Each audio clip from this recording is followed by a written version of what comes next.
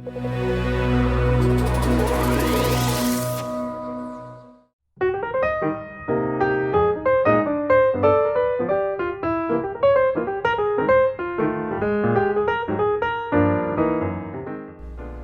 everybody, thanks for coming to the MetaStock webinar tonight.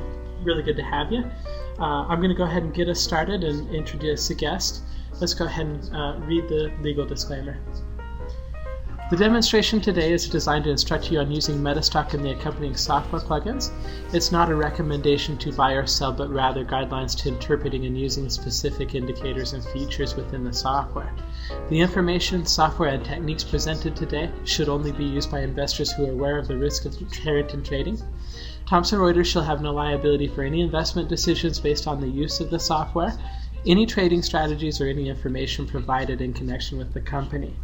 So now that we've got that out of the way, I'd like to welcome a very special guest of ours today, Greg Morris. Greg's been a MetaStock supporter for many, many years. He currently manages about $6 billion in two different mutual funds, and certainly has written a couple of really good books, and has a new edition of his book coming out shortly on Japanese candlesticks. So Greg, let's go ahead and have you bring it in. Okay, Jeff, thank you. All right, thank you, Greg. I'll let you. I want to start with kind of an overview. Say again, Jeff. I said I'll let you take it. I want to start with kind of an overview. I got involved in Japanese candlesticks in the late 80s. There was a Japanese contingent at the Market Technicians Association meeting in Phoenix in 1988. It was the first time I'd ever seen candlestick charts. Got very interested in it. I was working with N-Squared Computing at the time, Norman North. We went out and decided to do automatic candle pattern recognition. This is back in the days of DOS software. Windows had not been released yet. I went to Japan, spent a couple of weeks over there with Takehiro Hikita, a customer of mine that I'd communicated with for years. I spent 2 weeks there. He translated all the Japanese literature for me on the various candle patterns. So one of the things we did with this product, which has been about 1.5 years in the making, is to include only the real Japanese candle patterns. I've noticed over the last 20 years there's a lot of books out on candlestick charting and candle pattern analysis now, and a lot of them have patterns that are not Japanese candle patterns. So we wanted to focus on the real patterns in this product. I'm going to start with some things that follow along with material that I have in my book, Candlestick Charting Explained.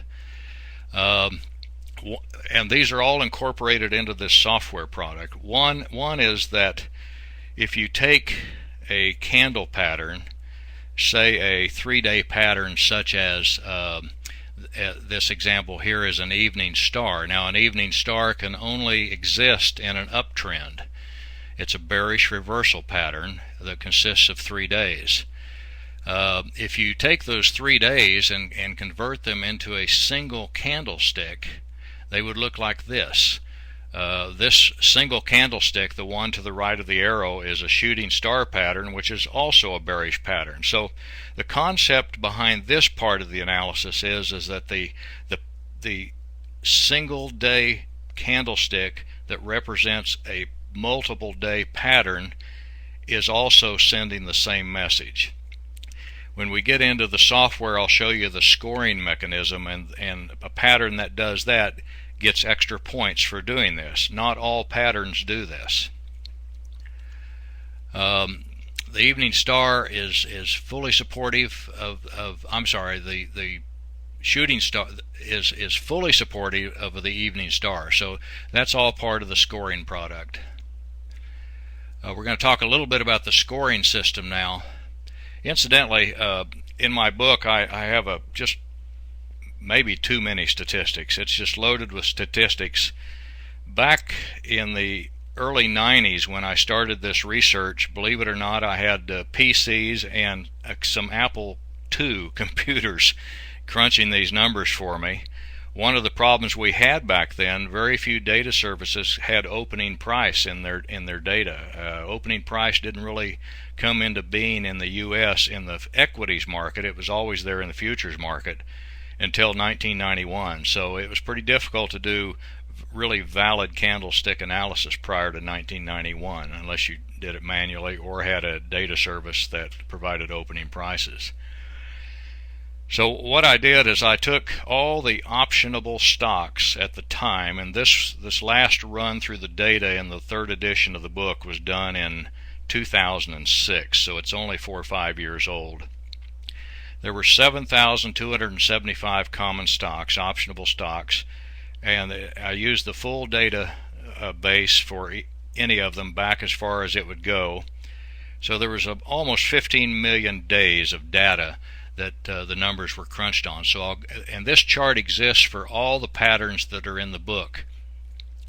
These statistics are also part of the scoring system for the Japanese candle pattern recognition product. So at the top there it says pattern name. The MTL stands for matching low. When you see a MetaStock chart that has the expert loaded, it'll identify if there is a matching low pattern, it'll identify it and put MTL next to it. The plus sign means it's a bullish pattern. The R at the far top right hand corner means it's a reversal pattern, reversal versus a continuation pattern. I want to talk a little bit about reversal and continuation before we go any further. If you have a reversal pattern, and this is the rhetorical question, what is it reversing? You have to ask yourself that. Well, it's reversing the immediate preceding trend. So, with knowing that, if you accept that as valid, then you can only have a bearish reversal pattern in an uptrend. You cannot have a bearish reversal pattern in a downtrend. Yes, you can have the pattern show up in a downtrend, but it would not be a valid reversal pattern, because if you're in a downtrend and you're calling for a bearish reversal, I don't know what it's supposed to do for you. Likewise, in a continuation pattern, if it's a positive continuation pattern, then it's saying that you're in an uptrend and that uptrend is going to continue. So that's something that I see a lot of people forgetting. They get so excited about identifying a pattern they forget to identify it in a trend. Identifying candle patterns in isolation is very dangerous. There's a lot of white papers out there written in academia for pattern identification, and none of them address the issue of identifying the trend first, and that's why most of their data is fairly bogus. Trend required, yes. This is based on statistics, not on what I just said. The trend should always be there for traders' use, but this kind of shows you that the pattern just doesn't have a chance of being successful if it's not in the proper trend. Confirmation, I put this in there based on statistics. Some patterns just did not have a statistically valid ability to predict anywhere from 1 to 7 days in the future. So if it says no, then that means the statistics were pretty good for that pattern. If it says confirmation yes, that means you need to wait till the next trading day to see if that pattern is working. The frequency is kind of a in this example here, I say this is frequent because it occurs once every 590 bars, and of course the data was done on daily data, so that is fairly frequent when you consider the vast amount of data that these studies were done with. And then here are all the statistics below. Candle pattern analysis is extremely short term. You know, I've had somebody say, well, on August 13th, 1982, there was a morning star pattern that called the beginning of an 18-year bull market. Well, okay, it might have called the beginning of it, but it didn't have anything to do with that bull market after the first few days. So they are short-term patterns of investor psychology. They show you the evolution of psychology over a short-term period. So this yellow box here shows the number of days after the pattern exists, 1 through 7 days. In my first book I carried it out to 10. I think 7 is maybe even too much. Maybe 1 through 5 is even better. I show you the percent of winners. I show you the average percent gain. I show you the percent of losers and the average percent loss, and then the net profit divided by net loss. And I'll explain later the value of those and where they are used in the scoring system in JCPR. I'll say JCPR instead of Japanese Candle Pattern Recognition. I think this presentation will last about an hour. I'm on the East Coast and it'll be close to my bedtime at 7 o'clock. So anyway, the net positive profit per loss per trade is over all the time frames. So your better candle patterns are going to have smaller average losses, and these are the statistics that are used in a scoring mechanism to determine A through F value, actually A through H values in the scoring system, which you're going to see later. I'm sorry I'm presenting this information prior to showing you the scoring system because I just want you to get a feel for it. But for instance, an A-rated statistical pattern means it's in the top 25 in all statistical categories. A B-rated pattern worth 12% means it's in the top 25 of the net profit, net loss categories. And I know just hearing this, and if you don't have my book, it may sound confusing, but it really is it's an engineering approach to taking pattern statistics and giving it a scoring mechanism. The other thing that's part of JCPR and something I'm very proud of is something I worked on with Will Golson and Lynn Dufresne at MetaStock, was an automatic support and resistance calculation. Now you can see in this little chart here the green and the red lines. This is an indicator that comes with the product that will automatically identify support and resistance patterns over the short term, say over the last few months. The good thing about it, and the thing that MetaStock was very happy to agree with me on, is that it is an indicator that's in the indicator file, which means you can use it outside of JCPR. In other words, you don't have to have JCPR running or attached to use it. You can drop it on any data set and it will show you these calculations. Plus, we've given a input value there so that you can open it up to larger pieces of data. Right now it's set for 126 bars, and again we're talking about daily data, so that's about 6 months. Candle pattern filtering. When I first started doing this 20 years ago, there were a lot of patterns that just weren't any good. When I say they weren't any good statistically, and when I'd find them in charts, sometimes they were good, sometimes they were bad, and they were no better than a coin toss. And so I just came up with this simple idea to integrate them with Western-based indicators, and I used stochastics %D.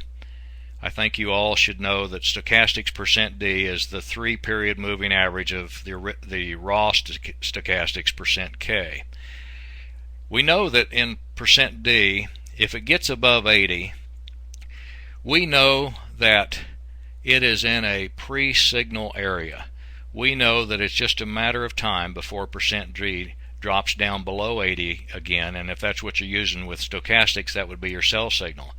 So why not look for bearish reversal patterns when %D is above 80? In other words, we're looking for a psychological pattern that occurs prior to when a price-based indicator would give a signal. Likewise, when %D is below 20, we know that it's just a matter of time before it goes above 20. We don't know when it's going to do that, so we'll look for bullish reversal patterns when %D is below 20. And these patterns will almost, if they're there, they will always occur before price-based indicators. This is another concept that is incorporated into the JCPR scoring system. So we'll talk a little bit about what's included in the add-on. I developed a candle trend. When I started out writing software with Norman North to identify candle patterns, we knew that we had to come up with some short-term trend identification measure. And believe me, we tried everything. There's just many things in the world of technical analysis you can use, but what you have to remember, it has to be something that a computer can calculate. In other words, a completely objective approach to this. So we found out that a 10-day exponential average gave us the best short-term trend indication. In other words, if the midpoint of the first day of the pattern is above the 10-day average, we're in an uptrend. If it's below the average, we're in a downtrend. It's really that simple. That's kind of an old engineering axiom that I learned 40-some years ago when I was an aerospace engineer. It's called Occam's razor, which means you should keep everything as simple as possible. Einstein said everything should be made as simple as possible, but no simpler. Occam's razor concept kind of, in a nutshell, says that the simpler of two theories is probably going to be the better one. So, candle trend is an enhancement to that 10-period exponential average, and it is incorporated into the JCPR product. It is a trend-based measure, somewhat like an exponential average, but it's adaptive. In other words, it adapts to true range. For example, when volatility picks up, the trend measure backs off a little bit and gives it a little room to move. But when the volatility is reduced, the trend tightens up again. The entire purpose of this is to identify short-term uptrends and downtrends. I just talked about the JCPR support and resistance. That's built in, and also the candle trend is also an individual indicator that you can use anywhere in MetaStock outside of the JCPR product. The JCPR filtering binary is kind of it's not really a binary, it's just using MetaStock's binary concept. It uses a 9-day stochastics, a 14-day stochastics, and it uses directional movement. And so they each carry a number of points, so it goes between plus 40 and minus 40, and I'll show you an example of it here in a minute. The explorations that are included, these are the scans. You can scan for reversal patterns. You can scan for reversal patterns confirmed, and what that means is the software will identify a reversal pattern, but it also waits for the next day's price action to close in the direction of the pattern. In other words, it's a confirmation, a day delay, if you will. And then it has the JCPR filtered reversal patterns, and in this case it uses a 14-day stochastics, and so it'll only show you bearish reversal patterns when 14-day %D is above 80, and it'll show you bullish reversal patterns when 14-day %D is below 20. And then, of course, the filtered reversal patterns confirmed does the same exact thing, but it waits an extra day to ensure that the price movement has moved in the direction that the pattern is called for. It's a considerably more conservative approach to it. The expert advisor, of course, there's only one of them. That's the JCPR, and that's the one that identifies all the real Japanese candle patterns. Templates, I just stuck a couple of them in there because they're so easy to build in MetaStock. I've got a clean one, which basically just has the pattern identification expert attached. And then there's a template that also has the filtering indicators on there along with volume, etc. And so you can load either one, or of course you can create your own very easily. Using the indicators included in JCPR. Let's see. Japanese candle trend, we just talked about all those. The short-term trends are, like I said, are so important because I see people forgetting to identify the trend. This is automatically calculated in the expert. You can use it with, you can see that I got ahead of the slides already, can't you? Sorry. It adapts to the true ranges as they expand or contract. And there's an example of it. You can see that whenever the prices are above the red dotted line, then you're in an uptrend. When the prices are below the red dotted line, you're in a downtrend, etc. So it's just an adaptive short-term trend measure. The support and resistance, we talked about that. I'll brief you again. It automatically draws support and resistance lines. Now, these are horizontal support and resistance lines. I only use horizontal support and resistance lines, and I'll tell you why. I've been doing this for 35 years. I used to draw trend lines all over the chart like everybody else. The only time they worked was when I was drawing them in hindsight. So I just don't draw angled trend lines anymore. Horizontal trend lines are price-based. That means if you draw a line across the top of a peak and it's at 36, then that's probably going to, and the price sells off, that's probably going to be a resistance point in the near future. And you can see this if you go through a lot of data. You can see horizontal support and resistance lines work very, very well. So the way they're used in JCPR is that if the pattern is, if the support and resistance line, if one of them goes through the body of the pattern, it gets so many points as being near support or resistance. Obviously it has to be the appropriate one. If you're near resistance, you want a bearish reversal pattern. If you're near support, you want a bullish reversal pattern. The other way is that if the horizontal line goes through any part of the pattern, for instance the shadows, but not through the bodies, it also gets points but not near as many. And then of course if the pattern is not near any support lines, it does not get any points in the scoring system. This is an example of the support and resistance lines. The resistance lines here are in green, the support lines are in red, and you can see this is very short term in nature. But like I said, on the indicator itself, you can go in and change the parameters and look at much larger pieces of data, and it'll always just look for the most recent 4 support lines and 4 resistance lines.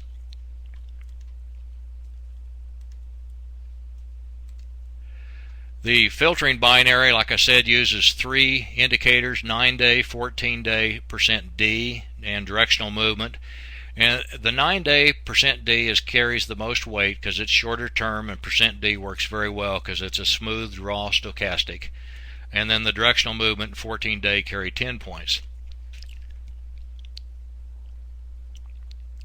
So the indicator goes between -40 and 40. So use it as a bullish pattern filter when it's above 20. Use it a bearish pattern filter when it's below 20, when it's below -20. So you've got a range in there where 2 of the 10s can be on or 1 of the 20s can be on before it'll give you a filtering signal. I need to take a drink here, excuse me.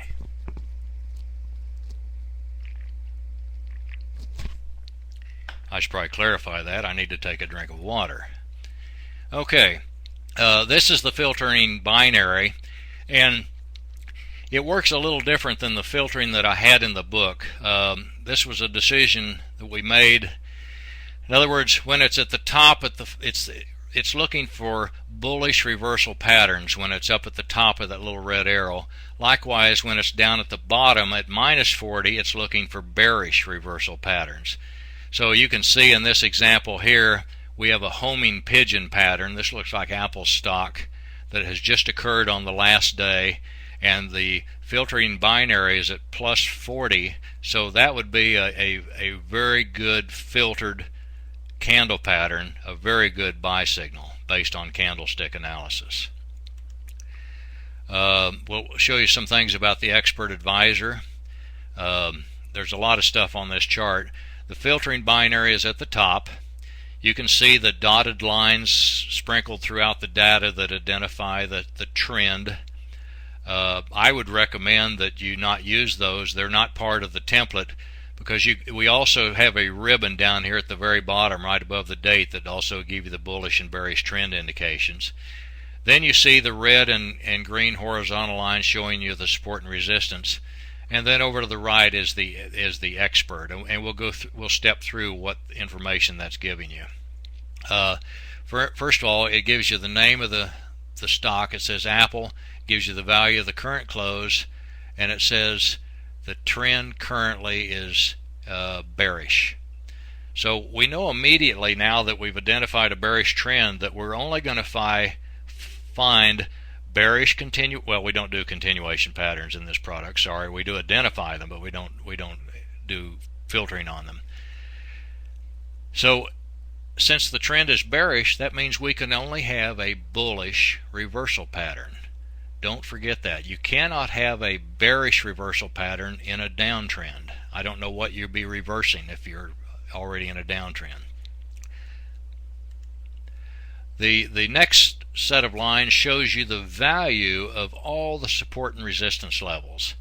The support, resistance, it shows you the percentage they are from the closing price of the pattern. So you have a numerical value here for those horizontal green and red lines. Even you don't really need them. It's just in there for your information, show you what percentage they are away from the pattern. Then it identifies a homing pigeon pattern, and it shows you the date there that you can see the yellow shading. And then we have our pattern score, and this is kind of the heart of the product. Maybe not the heart. The heart of the product is the automatic identification of patterns, but with this, it kind of gives you a feel for all the concepts that I bring out in the book and gives them a scoring process so that you can kind of see what chance you have of this pattern being successful. This kind of expands it so that you can read it. It shows on this pattern, this homing pigeon on Apple, it says support and resistance score was 25. Well, and there's 25 maximum points possible for support and resistance, and then out to the side it says support through the pattern body. So if the score were 15 out of a possible 25, that would be because the support and resistance was through one of the shadows and not through the body. And you can also see here the filtering got a full 40 points because the 9-day percent D, the 14-day percent D, and the directional index were all appropriate for this pattern. Volume is also included in this pattern. It only carries 15 points, and there's quite a few ways we look at volume. One, and we don't have an example here, but one is called VL. That means the volume on the last day is greater than the 15-day average of volume. If that's the case, then that's worth 5 points. The other one is VI, which means volume increased on each day of the pattern. That means as the pattern evolved, whether it was a 2-day or a 3-day pattern, the volume got better every day. That's worth 5 points. And then on the last one, VC, volume on the last day is greater than the volume on the other days. That's worth 5 points. So if all three of those things happened with the volume, then that would give you 15 points. You can see in this example that none of them happened on this stock when this pattern occurred, so it got 0 points. Statistics got 12 points out of 15. If you remember, I read that to you earlier. It means the top 25% of all that data in the net profit, net loss category. And then the breakdown, if you remember, we talked about that at the very beginning. That's where you take the candle pattern and reduce it to a single candlestick. If it does not confirm the same message as the pattern, then it gets no points. In this case, it does not confirm it, and it's only worth 5 points. However, as in the early example of the evening star, which breaks down to a shooting star, which are both bearish reversal patterns, if that had happened, it would have been worth 5 points. So that's the scoring mechanism. So there's a lot of different things here. There's the pattern identification, there's support and resistance, there's the filtering with technical indicators, there's volume, there's a vast amount of statistics behind this, and then there's the pattern breakdown process. So at the bottom, it'll sum all those points up, and it'll tell you the percent chance of success of this pattern. And in this example, a 77% chance of success. That's pretty darn good, especially if you adapt the mindset that nobody knows what's going to happen tomorrow. So at least you've got quite a few technical measures now saying the chances of a reversal here are pretty darn good. And then the other thing is there's a little box you can double click on there and it'll pop up this right here and kind of give you a little commentary taken directly from the book that explains what the pattern is, and it'll also tell you what kind of flexibility is available to you on a pattern. When you're telling a computer to identify Japanese candle patterns, or any kind of patterns for that matter, the computer can't think. So you have to define everything. And here's an example. A doji means that the open and closing prices are equal. And that's the way it's stated in the Japanese literature. So when I was writing this software, not the MetaStock software, but doing the N-squared software 20 some years ago, we found that if you say they're equal, you're not going to get very many dojis. But what it really means is, because the Japanese weren't using computers 200 years ago, it was just a visual drawing. So equal means a very small percentage of closeness to each other, and that's all part of the coding that goes into the JCPR. You can see that whenever you run the expert, it only gives you all of this data on the very last candle pattern that you're looking at on your chart. However, you can click on any other candle pattern and it'll give you pretty good statistics on what that pattern is, etc., but it will not show you the support and resistance for that area. In other words, the support and resistance lines are always for the most recent data. And then you can, like I said earlier, these dotted lines here on the chart, I don't use them personally. I use the ribbon down below, the green and red ribbon right below the volume bars. That's showing you those trend lines without keeping the chart a little bit cleaner. And then again, you can see that on this chart it identified just a whole mess of candle patterns, and the product does a very good job of identifying candle patterns. But I want to caution you on one thing. Just because the market is at a top, and of course you don't know it's at a top until you're in hindsight status, and you look back and say, well, it didn't identify a pattern there. Well, there still has to be a pattern before it can be identified, and that's probably one of the downsides of candle pattern analysis. Is that a lot of times there just isn't an official pattern during a reversal period. So I always say that is why you never use candle patterns in isolation. You should always back them up with other technical tools that you're comfortable with. So we'll talk a little bit about the explorations. The reversal patterns, what this will do is go through your data and identify all the reversal patterns on all of your data. And the nice thing is, when you finish the exploration, you can save it to your favorites, and now you've got a list that you can scroll through and look at all the charts very quickly.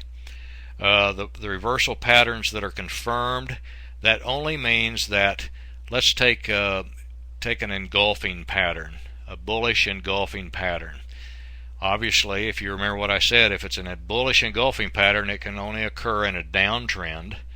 And what this means is, for confirmation, it means the third day is added and it closes above the previous day's body. That's the confirmation we're looking for. It's a little more conservative approach to candle pattern recognition, but it works very well. Then the filtered patterns use 14-day %D, 14-period %D, I should say, and it'll identify all the reversal patterns that are when %D is in the pre-signal area. That is above 80 for bearish reversal patterns and below 20 for bullish reversal patterns. And then, of course, the reversal patterns confirmed are exactly the same, except that it asks for that extra day of confirmation.